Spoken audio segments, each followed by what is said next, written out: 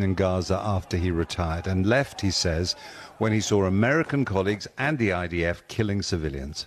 The soldier is Lieutenant Colonel Anthony Aguilar, a Special Forces veteran of the U.S. Army's Green Berets. He's in Washington. I spoke to him from a spot just near the Gaza border. I witnessed the Israeli Defense Forces shooting at the crowds of Palestinians. I witnessed the Israeli Defense Forces firing a main gun tank round from the Merkava tank into a crowd of people, destroying a car of civilians that were simply driving away from the site.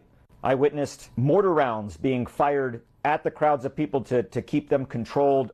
As a professional soldier with a very long career, what was your professional opinion of what was happening?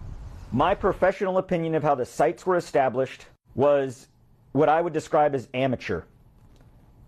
Inexperienced, untrained, no idea of how to conduct operations of this magnitude.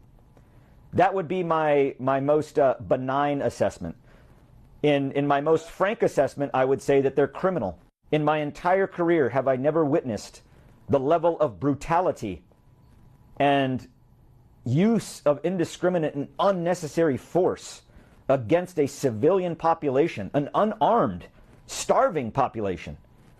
I've never witnessed that in all of the places I've been deployed to war until I was in Gaza at the hands of the IDF and U.S. contractors. Based on the knowledge you have, do you think that you were a witness then to war crimes? I think you're saying that very emphatically. Without question, I witnessed war crimes. I witnessed war crimes being held by the Israeli Defense Forces, without a doubt, using artillery rounds, mortar rounds, firing tank rounds into unarmed civilians is a war crime. People can resist hunger for a long time, but in the end their strength ebbs away and deaths can rise exponentially, and that is what seems to be happening now in Gaza. Israel insists its forces have not targeted civilians. Now we have eyewitness testimony to add to the considerable evidence that they've done so as a matter of routine.